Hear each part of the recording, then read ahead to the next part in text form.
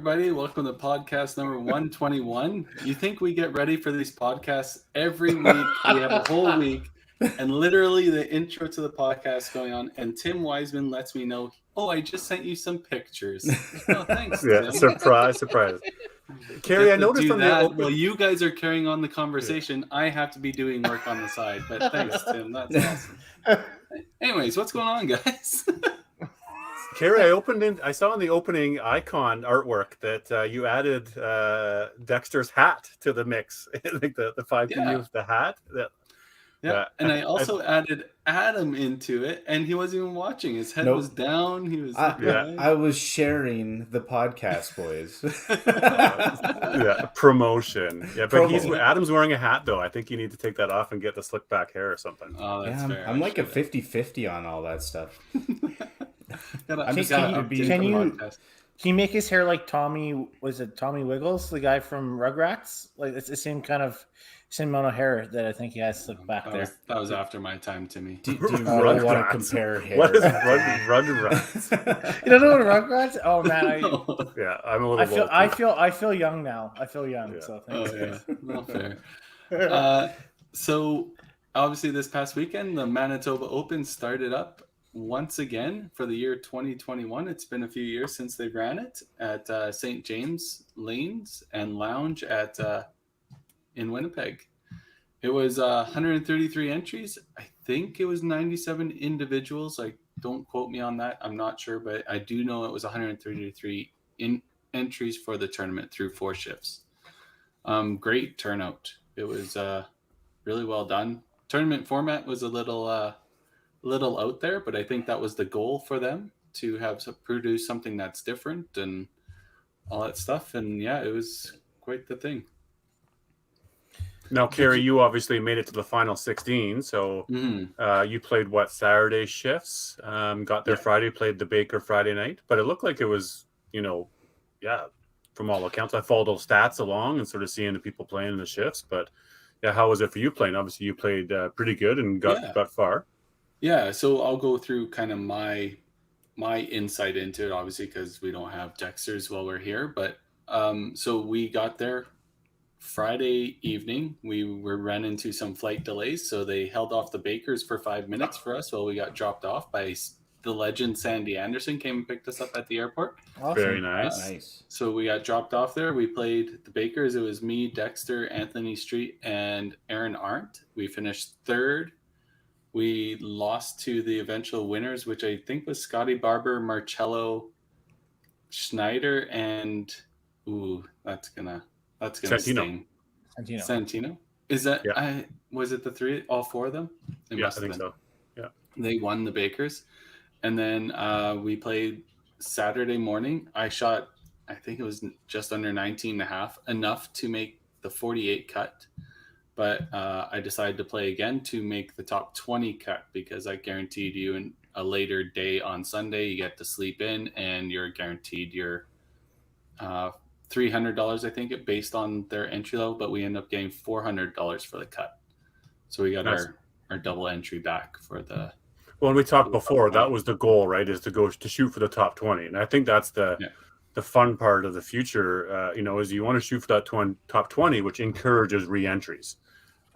Exactly. Just seeing the play-in round for the 48 to 21st, it was a bit of a crapshoot. You're in a block of 4. You play everybody once. You get 50 bonus points for a match win. It definitely favored the hot shooter, the guy that threw the 3.5 or something like that. But to be fair, at that center, 3.5s were very hard to come by. You didn't see them too often. So it was, so that was the goal, to get to top 20. I played really good Saturday afternoon to make that top 20 cut, and was lucky enough to play in I called it the Heritage Blocks, the group of 8. You play everybody round robin. So seven matches, 50 bonus pins once again. Won my grouping, and then got to play the eventual champion in the first round of the 16, Mr. Dwayne Gilardi. Mm-hmm. And congrats to Dwayne. Well done there, Dwayne. Hey. Yeah, it was awesome. He played Greg DeGrazia, who Dexter lost to in the round of 8. So We both lost to the You know, it guys was that interesting, made the obviously, final. looking at the guys and looking at the field of players and sort of picking out a few players you think that were going to make it. And at the end of the day, the top 16 featured a lot of those players. You know, you look at a Kerry Snyder, who's had an unreal tournament year so far. You know, look at the Gilardi, who's in there, obviously. You know, yourself was in there. Dexter was in there. Greg DeGrazia was in there, right? So wasn't too surprised to see the creams kind of rise. But overall, obviously, yeah, it looked like a great tournament, buddy. Mm-hmm. Yeah, it was really good. Pinfall was definitely tough, and the Winnipeg guys that play in that house definitely reminded us that it was tough scoring, and it definitely was. There was no 400s till Dexter threw a 400 on the round of 16 in his match against Colton Yauza. So that's right. He threw 413 for the high game. And it looked like, yeah, sorry, go ahead, Tim. Sorry, I just, when you talk about re-entries and stuff like that, obviously with the top 48 cut, I think what we talked about was our biggest concern was the re-entries when you have you have 90 something unique bowlers and only 48 spots, right? Mm-hmm. Do you think that making the top 20 to have your guaranteed later and shift, you know, the play and shift part, did that help increase the rebuys? And if you didn't have that top 20, do you think it would have been the same amount of re-entries? If you didn't have the top 20 cut, no. Yeah. The re-entries wouldn't have been the same. For sure. I look at it compared to like the 5 years ago when the WCBT was just starting running. It was 1.5 times entry cut or re-entry level, which was roughly what the WCBT was at that time for that amount of people. So it makes a lot of sense that it was 1.5 time re-entry. So going forward in the future, if they get more people showing up to the tournament, like they only had 97 individuals, if they get that number to 120, it possibly will jump the re-entry level, right? Because also that 48 cut gets a little bit tougher, and the 20 is definitely a lot tougher. So your re-entries will just go up from there. I will say, first time we ran the TPC, when we took it over from Collingwood, our entries was 130. Right. Yeah. So, I mean, they're right on par what people want. And if they get the local support, like they had a really good local support, and that was our biggest worry. Then they're going to be really successful. Now they need the travelers, you know, another 20 travelers for next year, right? Guys coming in from Saskatchewan, from Alberta, from BC even. Looks like they had lots of people we talked earlier about from Northern Ontario, which was awesome to see.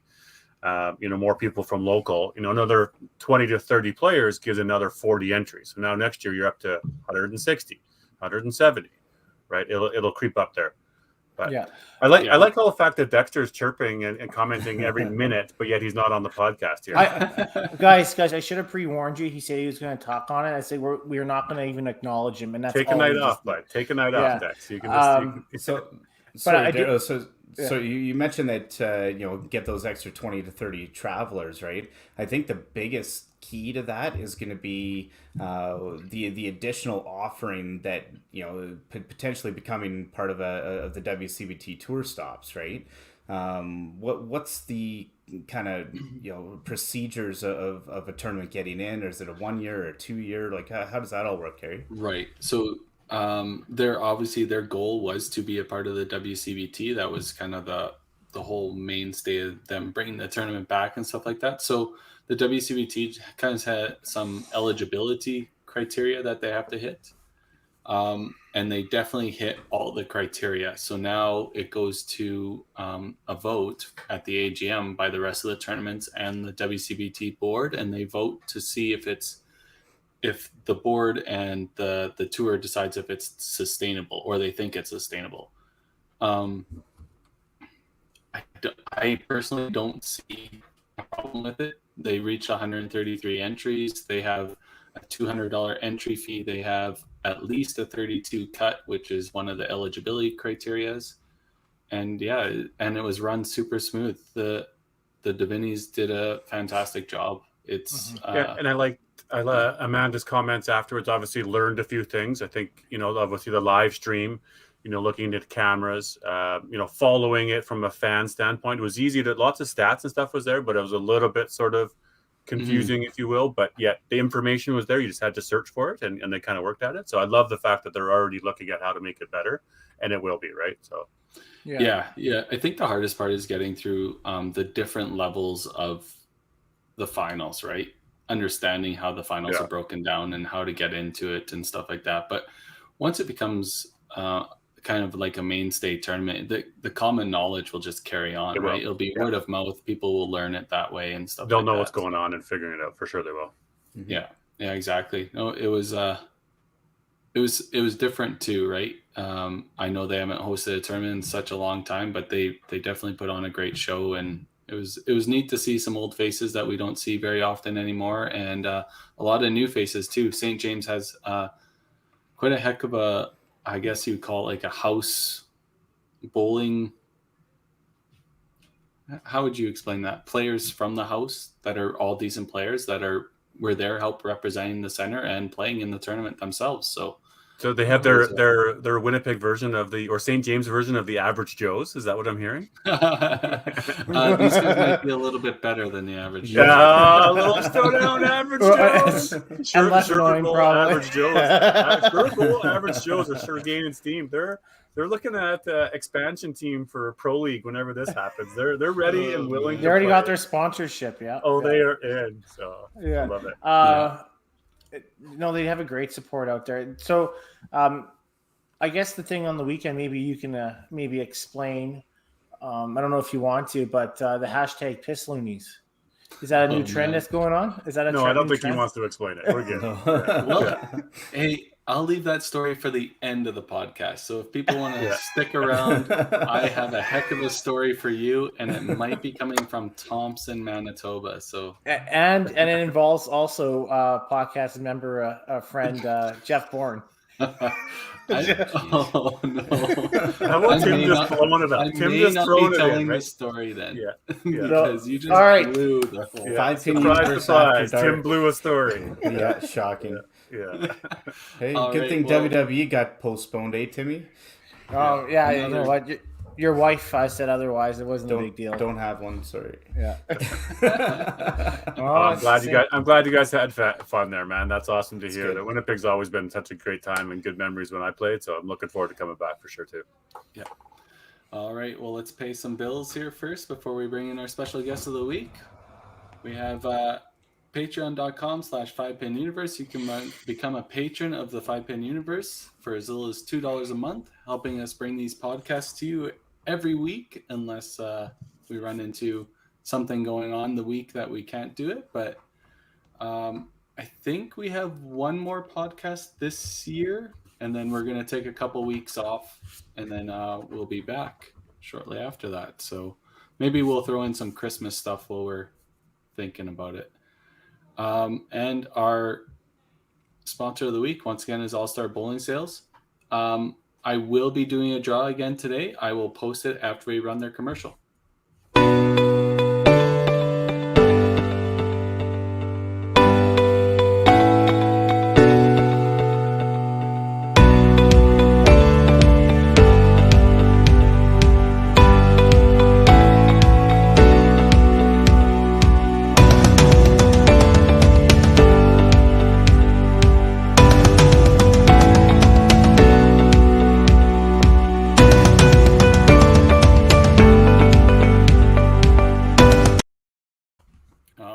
To get into that weekly draw, hashtag All-Star Draw, and we'll start collecting those entries.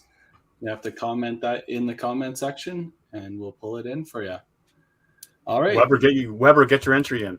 Yeah, can I get 2 in again? I still can't. Still can't win. I tried twice.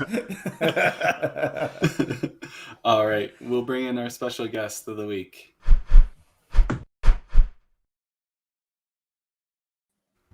Mr. Colin Keir. Welcome to the show, sir. Thanks, guys. Thanks. Appreciate it. Hey, Colin. Hey, Collie. Here. Happy to have you here, buddy. Yeah, nice to be there. Nice to be here. So Colin, obviously you've been very competitive in the past. Did you ever happen to make a stop out at the Manitoba Open? I was in Manitoba, I don't know, 30 years ago, 35 years ago. That's the only time. The only time I went to Manitoba. It was a nice tournament. Okay. But the format was way different than it is now. Yes. Was it at St. James or was it at Dakota? Different center? I think it was at Dakota. I gotcha. I know there it was held at Dakota for several years, and then it was moved to St. James. But I don't have. Here's something for our audience. If anybody knows the winners from Dakota Lanes when it was there, send it our way, because we're missing all the Dakota Lanes winners. We have all the St. James ones. So. Mm-hmm. Anyways, that was Pilot Tim Hooper. Tim Hooper, we're looking at you. I reached out to Chad, but it could be in a special box somewhere. Probably. Hey, did Rob Shanna show up? Rob never made an appearance at the tournament, but apparently he made an appearance at the lounge later. Okay, nice. He's such a good player. Robbie's a good player. Mm-hmm. He's taken a few years off of bowling. Apparently, he's been playing a few weeks in league, or a few years in league here the last little bit, and he's been playing really well. So we're hoping to see him out again soon. Getting closer. Colin, where now you're not, obviously Calgary was where you're from, but you're not in Calgary anymore. Where are you? No, Linda and I moved to Nanaimo in 2008. So we've been here for 13 years. Gotcha. Still trying to play the game. Oh yeah. So Yeah, that would well, be. Let's put it this way: I haven't played since last November when COVID hit, because I can't play with a mask on. I just can't bowl with a mask on. We've taken a hiatus until this COVID thing kind of clears itself. But yeah. So would that be Brecken Lanes? Brecken, yep. Okay. Yep. Bray Britton, yep. Yeah, and rules there are you have to have a mask while you're on the approach to and playing. Yeah. Not even off in the pit. No, and it's uncomfortable, very uncomfortable. Yeah, I'd agree. Yeah. So we decided, as a team, we'll just stay away until this COVID sorts itself out, and we'll go back. Yeah. We only bowl once a week. It's just a fun league, just Wednesday night. So it's just not competitive so much like it used to be in Calgary, Adam, with the Masters and what have you. For sure. Just a fun adult league. That's all it is. Who are you playing with? Anybody we'd know? One guy you guys might know would be Sean Eby. Yeah. Yep. Yeah. He would probably be the only guy. A fellow that was here a couple of years ago, Don Campbell from Saskatchewan. Yeah, sure. He was here. He played here. Now he lives in Port Alberni. Who else would there be? Doesn't Linda and Marshall Raymond live out there too in Frank? Yeah, they're in Parksville. Yeah. They bowl in Parksville. Oh, okay. A little house in Parksville. Yeah. Did you say Fran Clark lives out there too, Tim? Yeah. Okay. Linda, yeah, Fran and Paul live out in Parksville as well. They moved here nice. 4 or 5 years ago. So just retired life, slowing things down out there, just hanging out. What are you? Down, yeah. I retired at the end of last year, so I'm just taking it easy, enjoying life now. Perfect. Do you ever go whale watching? Never done it yet. Haven't done it yet. No. I was too busy working still. So it's all in the future plans. There you go. We've been here for 13 years. Haven't done half the stuff we want to do yet. It's paradise. It is a beautiful area for sure. Yeah. Don't miss the snow. Well, I don't miss the snow. That's one of the reasons we moved. We got 2 inches of snow yesterday, but it's gone now. we left because of the pressure, stress, and cold. We just had enough. Mm-hmm. So we had enough. Decided to come on here. Best move we ever made. Best move. Yeah, can't blame you for that, right? To go to the island, it's but, island speed, Yeah, the toughest thing was, tough decision to make because you leave all your kids and your grandkids behind, But it was a tough decision. They're only an hour away, so it's not the end of the world. But it was a tough decision. But I'm glad we did it. We did it. Yeah. Nice. Well, I know that Adam is totally fanboying over there. We've talked about this for the week about he's so excited to have. We're basically just going to let Adam run this podcast to sort of lead us away. What do you guys want to know about Adam? Yeah. We're into that already. Okay. Hang on, it's not a Let's Talk About Adam podcast, but we will definitely want to hear that story about it. Yeah. If I can remember it. Yeah. This is about Colin's story. So Colin, we'll get to that point wait. about when you met Adam for sure. But I think we start off with you, buddy. About where did you start 5-pin bowling? Like as a young kid, did you play YBC, and where did you play, Well, and how I did things start for you? I started at 10 years old at Olympic Lanes in Calgary. They're gone now, of course.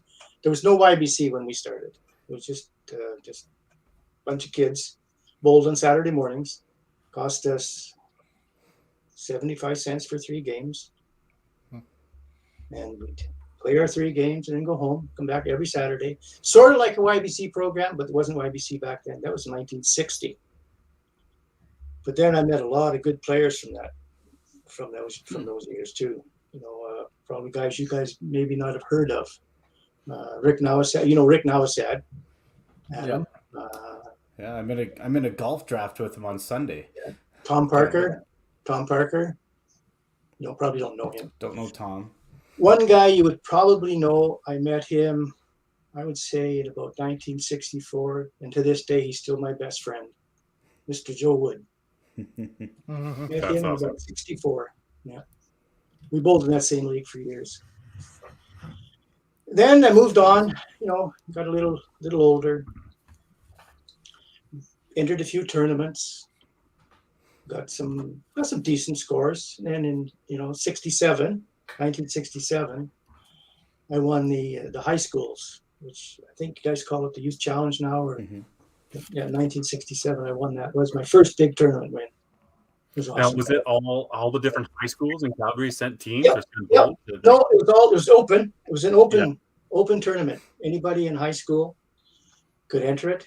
Oh, okay. So it was a 2-day tournament. It wasn't like your school sent a team and then another school sent a team. It was just more for high school kids. It's high school kids. Yeah. Gotcha. Yeah. I won it in 67. And one of the guys who was on my team in 1967, Larry Ellert. Oh, I don't know if you guys know him or not. Late great. He's passed away a few years ago now, but Yeah. he was on the team. Then, I was about 17, I guess, 16, 17. Then I got the bug. I really got the bug for league play and tournament play. And that's when it started, I guess. Really got into the game, started bowling 2-3 times a week. And luckily, I got drafted into the Masters by Al Hall. I don't know. You guys know Al Hall? Al Hong, yeah. We met Was a he few times. Calgary? Yeah. Pardon me? Was he Calgary originally? He lived in Calgary. I don't know if he was. Years. No, he was originally from Saskatchewan, I think. Oh, okay. Don Sim would know for sure because him and Don were partners. Yeah. Al Hong's great. Yeah. He drafted me into the Masters, and I don't know, in the early 70s. And that's when everything took off for me. Was this Masters a tournament or a league? It's a league, Masters. It was just a higher end league of players. Higher end league in Calgary every Wednesday night, 4 games. We had stats like you would not believe. I think Sean mentioned it the other time on the podcast. Sure. Yeah. We had stats for everything. Rick knows Even when there was a counter pin, we had one fellow. His name was Corey Graham, if I'm not mistaken. I hope Don's listening to this because if I'm wrong, he'll correct me. Corey Graham holds the record for most blows in a game of 7. That's when you had to hit the counter pin. Right. So you get 0 without it, right? Yeah. 0. Absolutely So, not. what was his score? Do you remember, Colin? No, it was less than 100. Wow. Oh, wow. So it seems like you were right on the time of all the changes were happening. Obviously a YBC program and the counterpin program and all those things. Right in that middle. Well, here we go. Yeah, when I first started, there was still a couple of lanes in Calgary that had pin boys. Set up the pins, roll the ball back. Mm-hmm. Yeah. The counter pin for the right-hander was the left one. Counter pin for the left-hander was the right one. You don't get it, get no score. Then they abolished that and made it just the one. And I think they did that just to improve the average Joe bowler. The elite bowler, in my opinion, it wouldn't have made much of a change in your average. Because you were getting it down anyway. Not much. Because if you're that good, you're going to pick your wood anyway. It was just for the average person. Then, of course, we got automatic scoring or automatic pin setter, free fall. Beautiful. except double diamond. I hated double diamond. Who didn't, Common eh? theme. But I can say about double diamond, I spared aces on double diamond in Red Deer. Then, of course, we went to strings. Then personal balls. Mhm. And now synthetic lanes. So it's been quite a change in 60 years of bowling, for sure. You've lived it all. What's that? And you've lived it all. I've seen it all. I've seen wood pins too. Exactly. They make a nice sound. They make a nice sound. Oh, especially the thick cracker. Bang! Oh, so good. Your ball would just love it, Adam. Your ball Yep. would just love that sound. Yeah. Except free fall. I would not like free fall. Anything in the pocket, aces, aces, aces. No, thank you. No, I don't think so. No, you would change your ball to free fall. I'm not that good, Collie. I like how Don Sim throws in the comment about Colin, you handled all the transportation for the first shipment of bowling balls. And then wonder if you still throw the green star lines. And that's something that I remember too. I was trying to think about what color they were, but of course they were.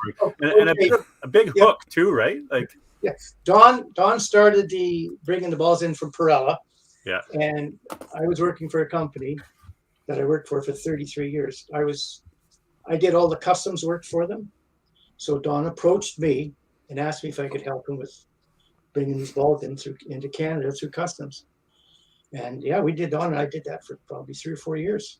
But yes, I still have the green star lines and I still use them.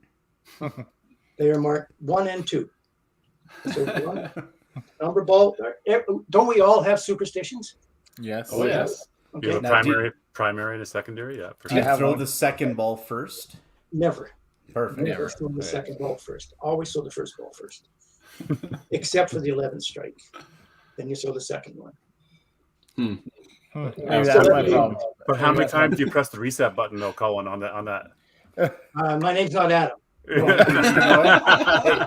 Take a look at that video and tell me every single one of those were offset badly. I watched the video 3 or 4 times. I can't tell from where it was there, I promise. Don't offset pins, Adam. Yeah. Do you remember your first big game? You talked about some big games when you were younger. Your first 400. First 400, I was 15 years old. 408 at Olympic Lanes in Calgary. Where was Olympic? Downtown, 8th Avenue and 8th Street. I don't know if you know Calgary or not. Yeah. 32 lanes. Holy. 32? 16 up and 16 down. Yeah. Nice. Bowled there for years. That'd be cool to document too. And now we're experienced. We talked, I think, last week with Bill Douglas about all the different Edmonton bowling centers that have come and gone. I'm sure Calgary has a similar, storyline and graveyard of bowling centers that would be cool to document and map them around the city of where they were, a number of lanes and all that stuff, right? There was Olympic downtown on 8th Avenue. There was Lucky Strike. There was Gibson's downtown, upstairs and downstairs. They're gone. Gibson's Westbrook is gone. Crescent Bowling and Billiards is gone. Centennial is gone. It's now the Bowling Depot somewhere else in Calgary. Moved twice. Boy, that's about it. There's not many left. Chinook is still Fairview, Claiborne. Fairview's gone. Yeah. Claiborne's gone. Yeah. So the Chinook, Paradise, the Bowling Depot, and I think Mountain View are the only ones that are left, They were originals. if I'm not mistaken. Wow. Because it was bowling was huge back in the 50s and 60s. Yeah, big vibrant community, and we see somebody like Walter Heaney posting, some of his stats of all these neat tournaments and seeing the stories and some of the history and pictures. I mean, just the community would have been amazing on a weekly night or Well, yeah, back in the day in the 60s, if you bowled league, there was 2 leagues, Monday to Friday, 7 o'clock and 9 o'clock, full. Every lane bed in the city was full. Yeah. And in between shifts, I remember bowling at Olympic. In between the 7 o'clock and 9 o'clock shift, you come up with a ball cleaner and clean the balls before the next shift. And it was at 9 o'clock you started. Wow. Yeah. and you play 3 games in that? 3 games. Yeah. But Tim, how did teams imagine getting 3 games done in 2 hours? Oh, Easy. brutal. Easy, easy, easy. You had free fall. You didn't have to clear wood every ball. Like strings, you pick up every frame, every ball. Sure. Every ball. Yeah. Free fall, I not And always. lane courtesy probably not as much No. back then too, really, No. right? Well, it wasn't as prevalent as it is now, but it was still there. I mean, I think computer scoring really slowed things down too. I think because everybody was always down there at the desk. I remember because we were, and now with computer scoring, everybody else is gallivanting, doing whatever else, and oh, it's my turn. Oh, you're not paying attention, right? Everybody was always down below most times with your team, right? And let's face it, back in the day too, there was no bar, so your bar was in your bowling shoe bag, right? You didn't have to go to the bar, so it was a little bit faster. That's true. But you didn't socialize much back then either. You stayed on your lane. You did your, Yeah. you know, nowadays you walk around, you talk to everybody. It's way different. It's way different. Yeah. You know, and you know, well, you had to, when it was your turn to bowl, you bowled, and when it wasn't your turn, you had to sit down and keep score. Yeah. You know, you don't have to do Yeah, anything. you had to pay attention to know when it's your turn. Now the computer screen flashes at you and tells you when it's your turn, right? It's different. It's true though. I really I think that was a huge issue, right? It is a So huge issue. when did you meet? You talked about Joe Wood, and obviously a nice comment he mentions back to you, best friend and greatest bowling partner. I think feelings are mutual. That's awesome. When did you meet him, and what? Tell us more about you know, playing some of the tournaments and hanging out with Joe. Yeah. Well, I met Joe. I'm going to say, unless I'm wrong, I don't know if Joe's listening into this or not, but I would say about 1964. We met at Olympic in our league play, and then we stayed in touch. And then, you know, as you get into your teenage years, you kind of go your separate ways. He got married, I got married. We finally got back together about 35, 40 years ago. And he was 1990 when we had the Open at Paradise. He was the judge of play. And I'll never forget this. He's just a great guy. We were bowling Edmonton, second last game of the tournament. I was on the team. I think it was Lynn Howell, Bruce. I was bowling Brad Anderson. Dwight Anderson was a coach. I started with a double. And then my third strike, I chopped it. The headman came back and took out the left 3-2. I don't know if Lynn Howell's listening to this or not. Lynn Howell turned to Dwight Anderson and said, "You watch, he's going to bowl a perfect game." Come the ninth frame, I got my ninth strike. 10th frame, Joe's right behind. He's right behind. He stops the lane beside us, stopped him. And I got to give respect, total respect to Dwight Anderson and the Edmonton men. They stopped everything to let me play. Well, and before you know it, everybody in the whole center knows what's going on. So if you ever been in a situation where you know everybody's watching you, but you can't see them. Mm-hmm. I don't know if you guys have ever had that happen. Yeah, blinders. Yeah, a bit. Mm-hmm. So anyhow, I got my 10th, I got my 11th, and I got the perfect game. But if it wasn't for Joe stopping the guys to my right and Dwight holding his guys back for me to play, I'm not sure where that would have ended up. It was just an awesome, That's crazy. awesome experience. That's wicked. If you play the Edmonton guys now, Tim would have cut you off for sure. Oh, Yeah. no, I would have pushed the reset button in the middle of your swing for sure. Yeah. Timmy never plays anchor, so he wouldn't have seen it. Yeah. Let's talk about that, little guys, because Colin, you bring up an interesting point about, pardon me, is guys stopping around you, whereas a lot of times now it's like, no, guys, keep going. The guy's in a rhythm. You have people going. You don't want to draw attention to yourself. You know, anybody else? Adam, obviously, you threw a perfect game here recently. Did you feel like, you know, guys stopping or still playing, or what's the mentality when that happens? For me, I like people still playing. It just kind of feels more normal, and except I think when I'm on the approach, if I'm not seeing anybody probably in the next 2 lanes over, something like that, so you still have some background noise, but you still have full attention on kind of your shot. Yeah, I don't know. I can understand wanting the dead silence, but I think the dead silence can actually hurt myself. I don't know. Yeah. I guess it depends on what the situation that you're in. And obviously, Colin was in a situation that was perfect for everybody. Let's just stop, let Colin go about his business, and let's just finish your frame, buddy. And we're all here to support you, which was what the mentality and the attitude was of the bowlers around you, right? And his was tournament play as well, right? Sure. Which is totally different than league. Yeah. I think I think the quietness, it could also be if you're in the zone. I think, like, mentally in the zone, I think the quietness could be a benefit for sure. I don't know. I've only been on 11 in a row once, and I've been on 10 in a row 3 or 4 times.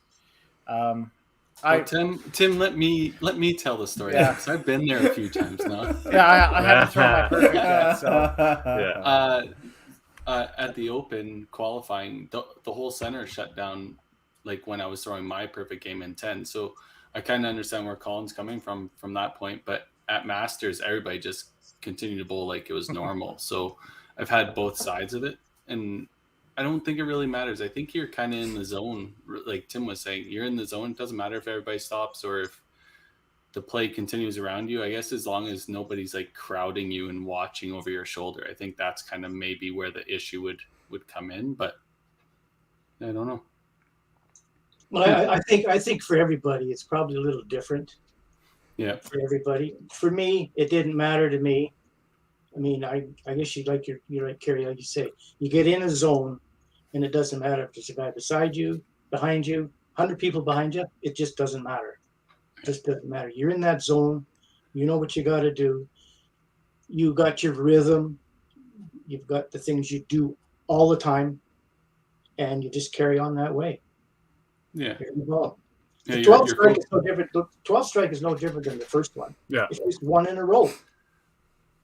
If I ever got there, it'd certainly be nice. Probably, my thinking is that, you know, if things did just slow down around me a little bit, so just let me focus on it. No distractions to the right of me or to the side of me. Just sort of, okay, guys, let's just settle back. Maybe on 10 is okay, and 11, 12, you know, kind of then. But you're right, Kerry. No crowding or overlooking your shoulder, and, you know, sure, people are watching from afar, but don't start, you know, everybody from 16 coming all the way down to 2, right?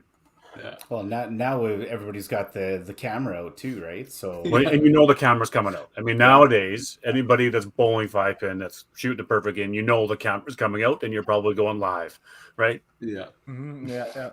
Yeah. That thing's being live streamed to everybody. Which, speaking of, footnote here, we did have a perfect game last week in Manitoba, right, guys? Maybe we'll talk about that later. Got a tickle in my throat here, guys. Well, we've had 3 perfect games in the last week, right? Last Wednesday, we had Mr. Jeff Young throw a perfect game. And now we had Will Thompson in Winnipeg at Dakota Lanes throw a perfect game. Mm-hmm. And, wow, I'm drawing a blank. Well, obviously, Adams was a little while back, but I thought I'd seen a third one. Maybe it was just the 2 this last week. Yeah, was there another one at Shore Bowl that I missed? Right? No. No, you're right. There was another one, but there was no video. Oh, I can't remember. That's gonna bug me. Somebody tagged 5-pin on Facebook. I remember that. Well, you guys carry on this conversation, and I will do the let's research. talk about something. Obviously, we're talking about perfect games, so perfect time to talk to you, Colin. Amazing stat that you had. Tim, go ahead on that stat. That's a wicked one. Yeah, for sure. I mean, Colin, you had 9 attempts at a perfect game, and you shot 3 of them. Yeah. 9 attempts. 9 attempts. We were throwing in our group chat. I was like, that's absolutely outstanding. Yeah, but the percentage is not very good. Oh. What's your percentage? What's your percentage, Kerry? I've made it to the 10th frame on a 9-bagger 5 times. I've thrown 3. Games. What about 12 though? 12 on 12th ball. How many times you got it? 3 times? Yep. Yeah. So you're 100%? Yeah. Yeah. Wow. Yeah, I don't have anything above a 435 unless it's perfect. Good. I don't make it to the 10th very often. No, you're Colin. 100%. That's the I'm difference. 33%. That's not a very good average. Yeah, I'm So- two You've for had a lot three more with the attempts. 12 count 12 count. I was as the other. Paradise, wasn't it? What's that? Yep. Paradise, yeah. So yeah, if put it in perspective, Colin had 9 shots and 12. That's I don't know. I Yeah. can't even. Nine attempts is ridiculous. I've never That's missed so the middle. many. Never missed the middle. Got 3 head pins, head split, and a head 2, and the last one was a chop. Well, that's kind of one of the things that I mentioned with the group earlier too. Is you're very known for hitting the middle a ton. Like you're probably 90+% for a career, and basically your misses were all plows. You basically ran 1,000,000 strikes with plows in there, right? Yeah, true, Adam. True. So I'm not totally surprised. I actually figured that probably 5 or 6 of those were probably head pins. So 3 of them were head. yeah. Do you remember some of them stick out to you more than others of those attempts, or actually the perfect games? Obviously, the one about the Open is Well, the perfect. the Yeah, biggest. my very first perfect game at Chinook was on lanes 31 and 32, and I got the 10th, I got the 11th, no problem, and I picked up the 12th ball. I don't know if you guys have ever felt this or not. I picked up the 12th ball, I put it in my right hand, and I said, I knew this is a strike. This is a strike. I know it is. There was no doubt in my mind. That's the only time I've ever felt like that. It was an awesome feeling. Pure zone. It's a neat feeling. I've been there a few times too, and you feel it. But as you're standing there, you just know 100% it's a strike. And you guys have likely been there more than I have. That you just know that feeling, the situation. It doesn't matter what I'm doing. I'm throwing a strike. Yep, exactly. Yeah.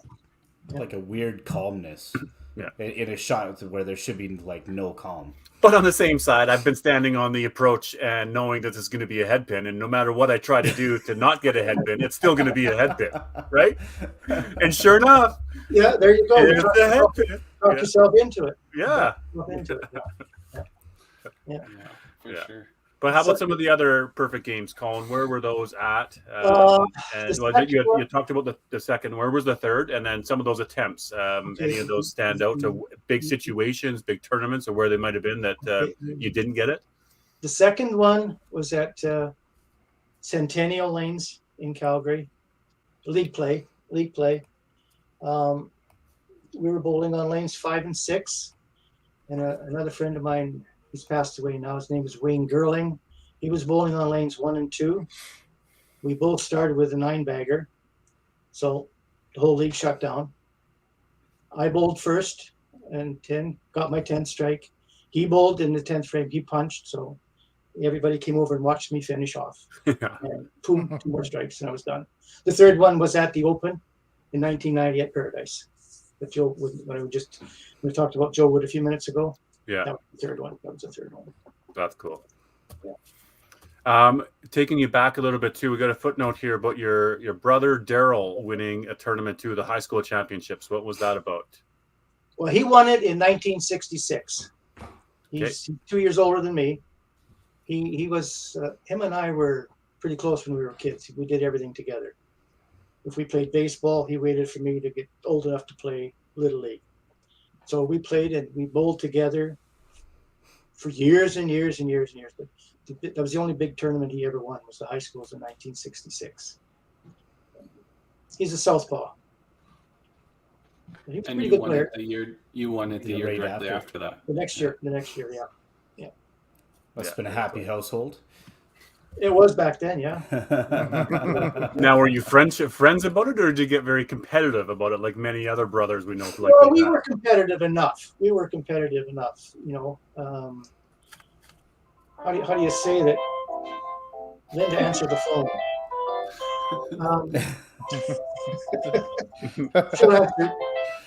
She'll answer. Daryl didn't take the game as seriously as I did, so he was okay. He was an average bowler, but he averaged probably 240, but never got a perfect game or any big games like that. He wasn't as competitive as I was. Right. But he had to quit. He had to quit bowling. His health reasons. He had to quit. So as you started then getting into the adult sort of ranks, obviously you talked about the Masters League was super competitive. Where did you start playing, tournaments, say like the Open or cash tournaments? What was Well, some of the first ones? Started the Open. I don't remember exactly when. First Open I went to any significance was 83 with the mixed team. We won the Alberta Championship. We went to Thunder Bay for the Nationals at Galaxy. So where Mr. Don Sim, if you're listening, Don, I remember your perfect game bowled at Galaxy back then. We ended up winning the bronze medal. But, and that's what, 1983. So I'm coming 40 years ago. And unfortunately, there's only 4 of us left from that team. Barry Martin has passed away. Fran Jones has passed away. Nancy Harris or Nancy Bakos has passed away. Helen Berry's passed away. The only ones that are left are Shar, which is our coach. Shar Williams is our coach. Greg Gigluck and Tom Anderson. Then I bowled a lot of cash tournaments. Yeah, so early on, you did the whole circuit. You would play them all. Gotcha. No, I only did Saskatoon a few times. Okay. Being, I'm a single dad with 2 kids, so it was tough to do. But Saskatoon did a couple of times. Always did the Rose Bowl. Always did the Autumn Open. Went to the Okopogo in Kelowna. I'll tell you a quick story about that. Joe and I went to Okopogo many, many years ago. And it was a really big tournament back then, really huge tournament. And they had a singles pot. I think it was $20 to get in, and the singles pots were close to $200 a pot. So I think it was the second or third game of the tournament. I'm not sure. I shoot 408, and I thought, holy crap, I'm going to win this pot. No. Fellow by the name of Russell Hunt. Yeah. You know Russell Hunt? Yeah. Beat me. Shot 415 or something. Yeah. Devastating. But I met some really nice people out there. Richard Grubb, Fred Hickey. Who else was out there back then? A few guys that I can't think of the name. I can just picture Russell Hunt coming off the lane really fast and hard. Yeah, that's him. Yeah, that was a good time. But yeah, this cash tournaments, a lot of cash tournaments in Calgary. Doubles at Paradise. Adam, you remember those doubles at Paradise? Many times. But yeah. A lot of good times back then. Actually, Paradise Doubles, that's where you have your high triple, or is it the high quad? High quad. High quads there? Yeah, 1460 or something? 1436. 36. Okay. Okay. There was an Alberta record. I think Mark's got it now, Tim? I think so, yeah. Johnstone. 1436. Where was this played at? Paradise in Calgary. So what were the scores there? Was that a perfect game in there? No, 442. 442. Wow. And was that just before Paradise went to be just like crazy scoring? I remember scoring was always really good there, but it went through a stretch of about 5 years where it was just ridiculous, right? Right in that time, Adam. Right in that time, it was crazy. Bob Miller did a hell of a job. Yeah. Doing up his lanes. It was a crazy scoring house. I had more attempts at a perfect game in Paradise than anywhere. Conditioning the lanes, right? Not oiling. Conditioning, and I don't know what he did, but the pins just fly in Paradise. You guys know that. Yeah. Yeah, they just fly. It's a sexy lane to watch the pins fly. That's but you're up close, you're sitting down there, and they just go boom. Yeah. It's sexy watching. Yeah. It's nuts. It's nuts. It is. That's the word that I feel like when I was there. It that is. It's a perfect word for what it looks like when the pins are splattering at Paradise for sure. Yeah. And it's still close as you can get to kind of the original game still, right? Like they're still 18 inches. They're still original bases. Unfortunately, they had to go to synthetics, right? Because everybody's going to have to make that sacrifice because wood is expensive. And it's just got a different sound when you hit the pins on original bases. This is another thing that's kind of concerns me too. Is that yes, the pins are at 18. I think you can go to 17. Can you not? Yeah. Correct. Yes. And now are some of the bases are shaved now too? They're actually a little bit increased. taller. Yeah. Yeah. Is that? I'm from the old school, so does that So match it's all the lanes like that now? No. No. No, see, No. it should be standard. C5 should make it standard. You can't. The trouble is you can't force proprietors to have to buy new equipment. So that's why there was the allowance for the range of you can or you can't. So if it's a proprietor choice to get it, if they want, obviously, right? Yeah. But it costs money for the machine upgrades or the pin upgrades or for that to do that, and there's you can't force it. So that's I think the thought there, right? So the black bases are a little bit taller, but they're a little bit more narrow. But if you take the old wood pins, they're about the same diameter, the base on the bottom, as it used to be.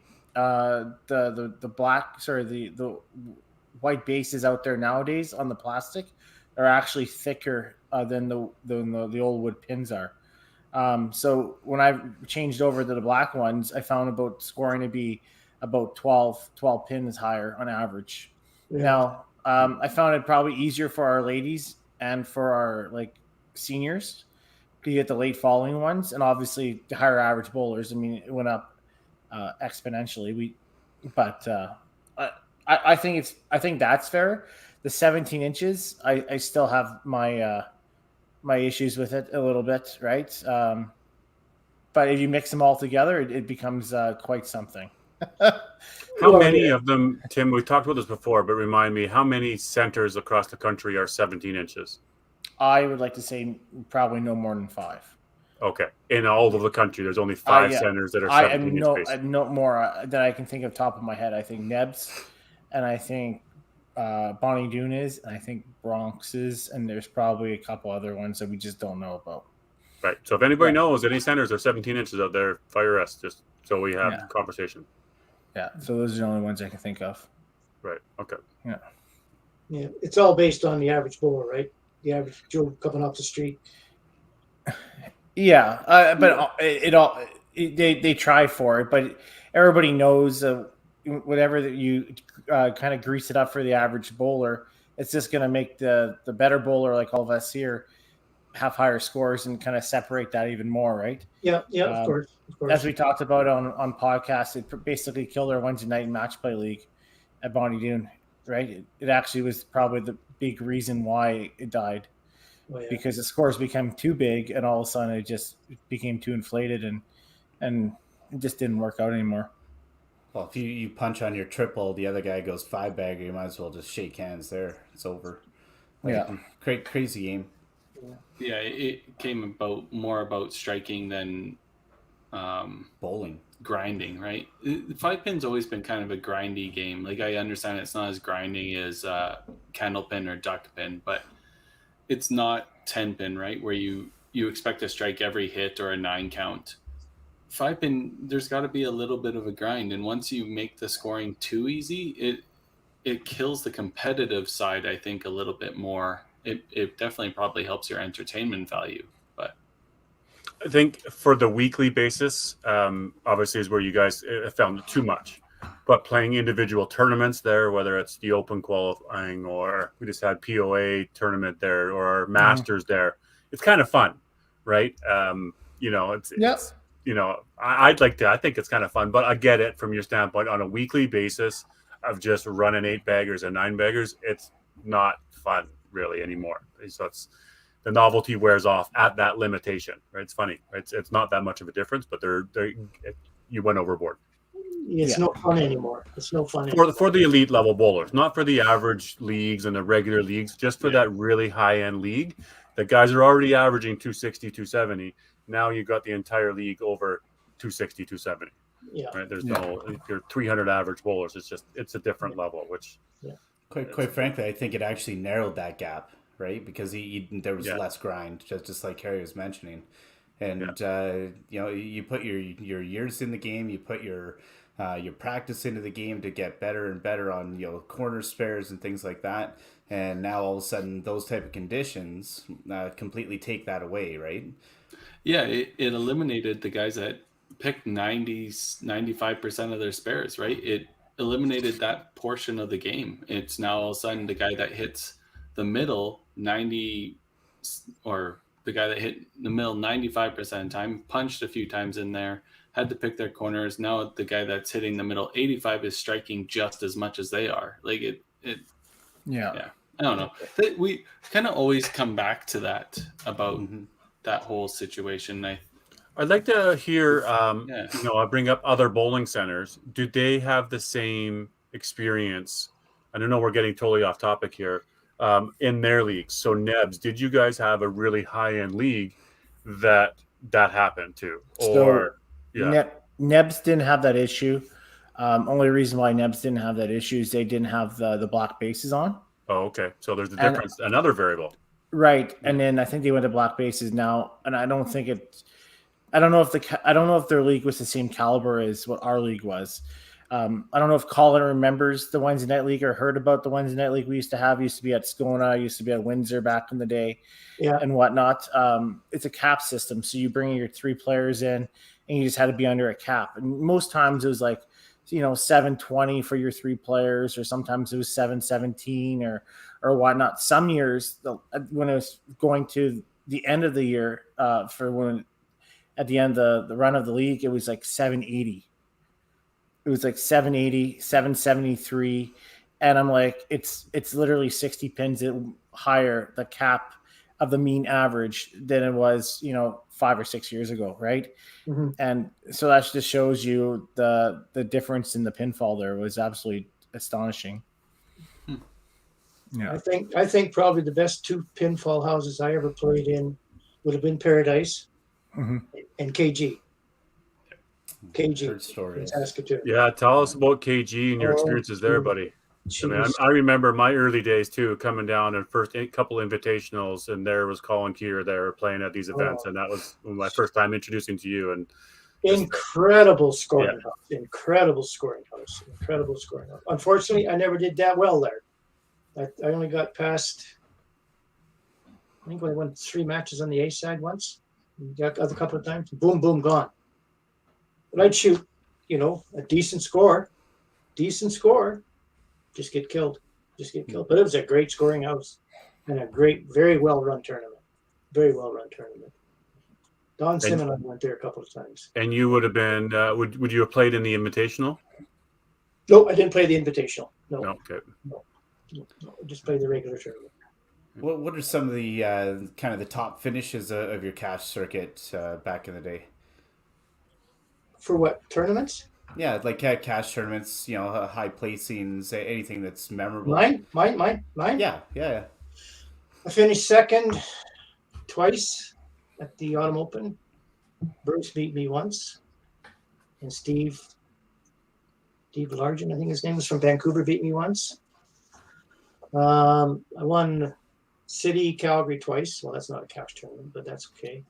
Rose Bowl accomplishment. Rose Bowl, I've third 3 times. Just mini tournaments. I've won a few mini tournaments, but those are probably the biggest tournaments. Now, Autumn Open, has it always been the format that it is, where you'd have the qualifying on the Sunday morning and then the 15s after? Yeah, 16s? yeah, Okay. always been that way. That's one of the best tournaments ever. Yeah, I was going to ask you that. That in the Rose Bowl. Well, what do you guys call it, TPC now? TPC, Yeah, the Rose Bowl, yeah. What was it that you liked so much about the Autumn Open? Format. I love the format. It shows. Okay, to qualify, it's tough to qualify, no doubt about that. But then you get to the top 16. Yeah, that's hard to get. It's hard to get. That separates the good bowler, or the great bowler, from the good bowler. Let's put it that way. Then when you get to the 15 game, that separates the smart bowler against the bowler that just chucks it. it has a lot to do with stamina, thinking about the game, not just getting up and throwing the ball. Anybody can do that, but you got to think through the game, and you got to pace yourself. You have to pace yourself for 15 games, and that's the hard part. The hard part is pacing yourself, and not getting. You don't get physically tired so much as you do mentally tired. Big time. Yeah. It's the mental part of the game that gets to you. And if you can weather the storm with that, you'll do fine. You'll do fine. But it's tough. It's tough. But you look at the Autumn Open. You could theoretically, this is only a theory, you could win every match, still lose the tournament. Yes. You could. Yeah. You could be high average and lose the tournament. That's Absolutely. every year. You could lose the first game, 390 to 380 carry and lose and lose. And that could be the deciding factor. Yeah. End up being second place, right, buddy? You know all about that for Colin. Yeah. You can shoot 220 and beat the guy and get 50 points and and still lose. And still lose. But it's a great tournament. The Rose Bowl was also a great tournament. The Rose Bowl was also a great tournament, and it still is. Rose Bowl I thought was so cool the same because format? Rose Bowl. Sorry, was it always the same format as it currently is? Yeah. Yeah. Mm-hmm. But Rose Bowl's so cool at Bonnie Doon because it was so big, right? I mean, you had 48 lanes, and you had qualifying going the whole lane. It was the biggest tournament that there was. It was huge. It was huge. And, Colin, you might remember this. Was the 3-game match on the Sunday, was it total pinfall or was it race to 2? Total pinfall. It was total pinfall. So Regina was the one that switched? I think so. One of them definitely was a race to 2. I just don't know if it was like at Prairie Lanes in Regina or if that was Rose Bowl. But obviously, you seem like you have a pretty good memory, so I trust you. Rose Bowl being 3-game total. 3-game total. Yeah. Mm-hmm. I'll tell you a story about the Rose Bowl. A little story. They used to have what they called an investment seminar after the qualifying round. Oh, yeah. We hear of these stories. Anyhow, we go into they're doing the top 32, and they're bidding away. I think it was Bruce's name that came up, and I'm not 100% sure. But a fellow from Calgary by the name of Larry Ellert, who is known to have a few beer every once in a while. He was at the seminar, and I'm sure it was Bruce's name that came up, and the bidding started, and Larry kept bidding it up. I think it got to $1,500 or $1,800, and nobody else was bidding, so they sold it to Larry. So Larry walked up to pay for it and says, I don't have any money. I'm just doing this for fun. So wow. So they actually banned Larry from bidding again, and they had to redo Bruce's all over again. I think he went for $1,200. Right. But yeah. Wow. You were mentioning a bit earlier about some of these evenings got a little bit carried away, and were some good good side action going on. Yeah, there was some of it I can't talk about. Yeah. So we had good times. We had good times. I'll tell a little story. I don't know if Tracy's listening or not, but I'll tell a little story about Tom. In 1991, we were in Lloyd for the provincials. That's when Derwin Noble threw his perfect game.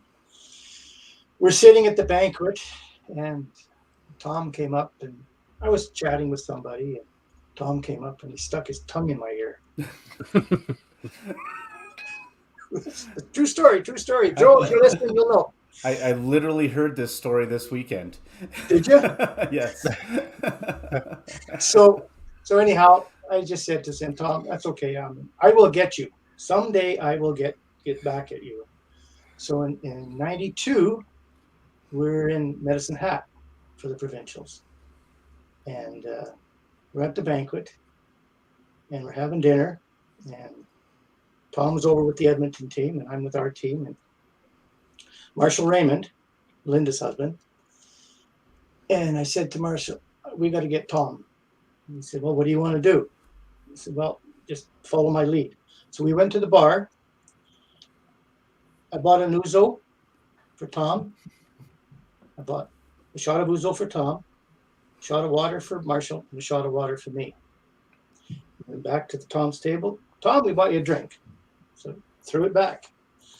To make a long story short, Tom ended up drinking the whole bottle. Wow. Whole bottle of Sambuca. We just had water. we ran out of Sambuca. So we did, well, what else are we going to do? So we got Grand Marnier. We gave him Grand Marnier. We did Coke. So he was pissed. He was absolutely hammered. And the dance started. So Tom got up on the table and he started to dance and strip a little bit. Just a little bit. True story. Lynn didn't talk to me for years. It was a good time. We had some really good times at the banquets.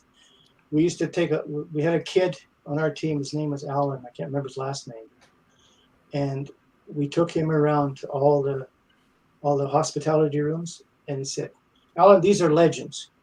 Bruce Mortar's a legend. Lynn Howell, Derwin Noble, Dan Radeye. These are all legends. And he was so impressed and happy to get to meet those guys.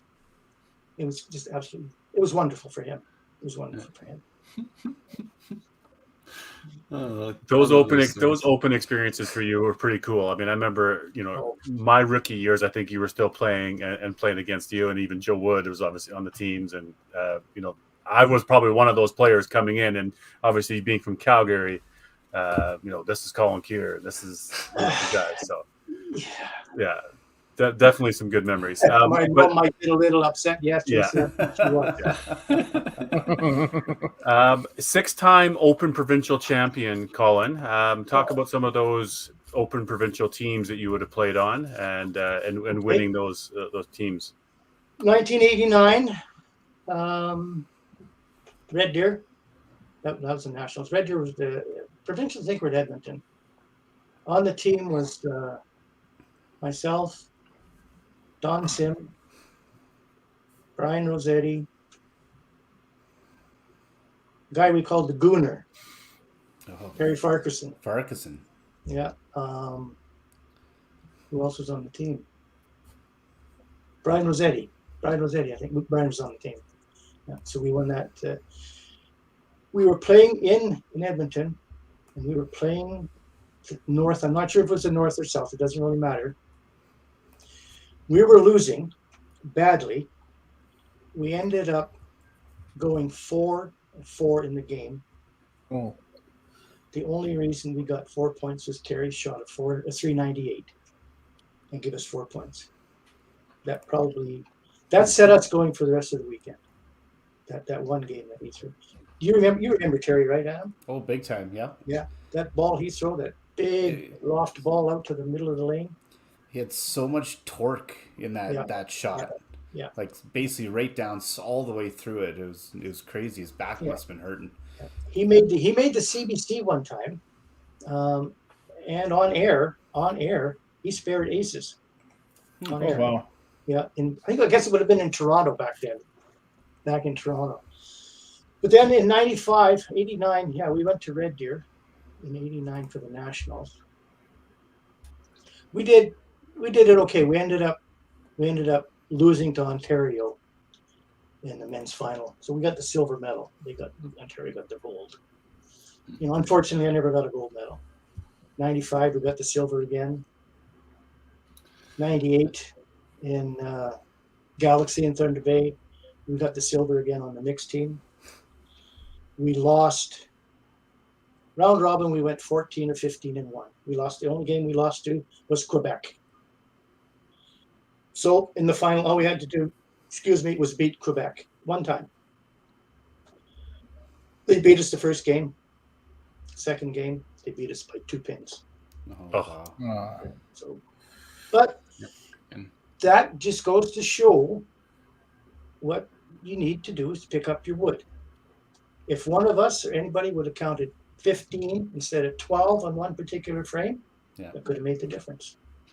But we ended up with this silver medal, which is fine. Yeah, it's so shocking to me that like you listing all the players that you've played with at these events and nationals and stuff like that, that you never got to bring home a gold medal. It's amazing to me how much depth there obviously was in the rest of the country as well, right? To stop you guys on that gold medal hunt. That's no, it's absolutely incredible. I mean, even coming out of Calgary, Adam could probably relate to this. A lot of times in the Open, years ago, we would have by far the best team on paper, the absolute best team on paper. There's no way that nobody should be us. Inevitably, we got beat because we didn't come together as a team. And you have to come together as a team. If you don't, you're done. We had so many individual players that all they wanted to do was play singles. And I'm not a singles person. I'm a team guy. I'd rather play team than singles any day of the week. We just didn't come together. No, never happened. So Colin, over the years, I mean, obviously with COVID, I've had the time to go over some Alberta history with Don. And I know, like, you've played with, obviously, Terry, you played with Dave Alexander, you played with Joe Wood, Roy Cunningham, the Chief, right? Ken Norris is another one, Rossetti. Yeah. People don't realize you played with Robbie Shannis in 97. That's right. Is there, like, I guess, what players did you enjoy playing with? Obviously all of them probably, but I mean, which ones what highlights you have with them?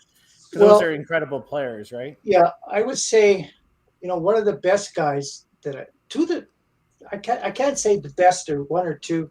There's so many guys that were really good that I enjoyed playing with. One was the Chief, Roy Cunningham. Yep. Mm-hmm. Incredible. Another guy was Ken Norris. If I was on a team, if I was coaching a team, and I needed a player to get me the strike to win the match or the tournament or whatever, Ken Norris or Roy Cunningham would be my choices. Either one of them, because they could get a strike anytime you needed them. Other guys that I bowled with, you mentioned Rob Shannis. Yeah. You'll remember this, Daryl, because you were back then in the Open when Calgary used to have a rookie. I think I remember Adam being a rookie too. So we used to dress them. We started this. I don't know when we started this, in the 90s. We started dressing them in a French-made costume. So it started out with just a little tutu thing, and then it just got progressive. When Shannis made the team, little Robbie, he had to wear these shorts thing, and Harvey Poksa. You know Harvey? Yeah. He was on the team. And Rob comes into the room dressed in his little tutu and shorts. And Harvey says, "Are those your legs, Shannis, or did you ride in here on a chicken?"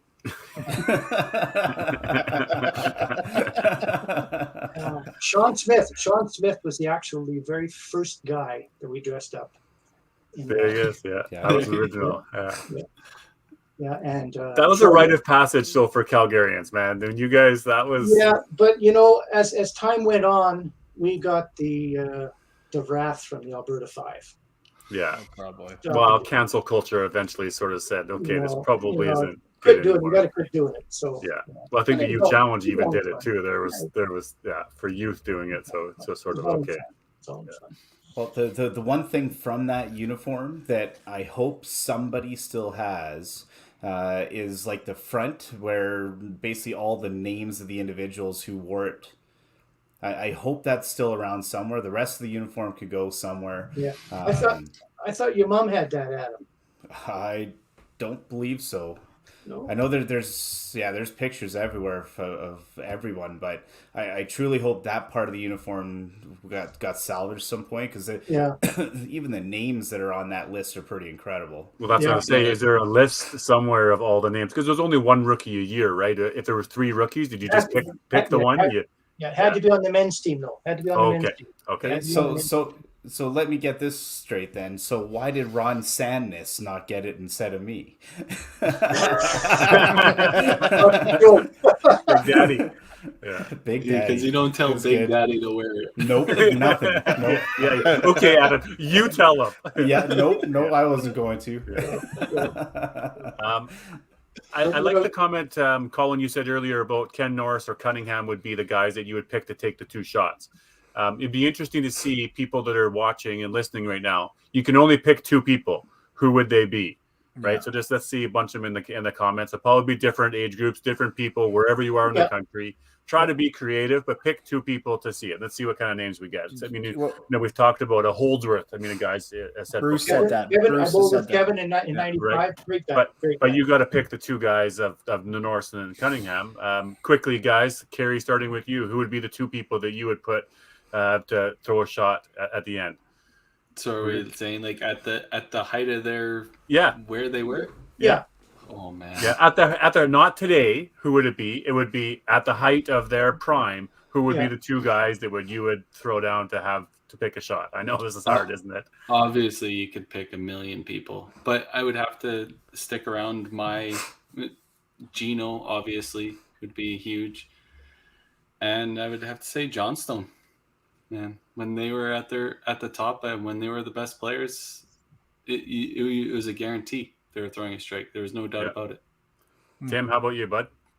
In my generation, I'll say that because I will say probably Adam and Schultz, just because like I play a lot of times with both of them at the bottom of my order, and nothing feels greater when you know you need to throw a strike in 10 when you have those 2 guys down below.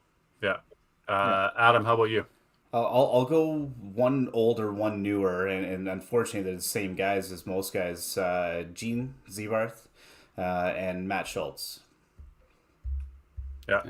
And I would probably do, again, I got it. You pick, 2, but I'm going to cheat and I'm going to go 3. Would be John Stone, Schultz, and Weber, because I've played with you guys all on open teams, and you would be right down at the bottom. That would be the guys that, again, peak play. Okay, if I had to But pick Mark Jackson too. Maybe Mark Jackson. Can I cheat on my own game here? So many. How about our guest? If you're going to go 3, then I'll go with Bruce. Okay. I'll go with Bruce. Yeah, you can have a caveat of a 3rd people. If anybody else is posting, you want to add a 3rd, you can. But yeah, not to toot his horn, but one of those guys would have been Collie.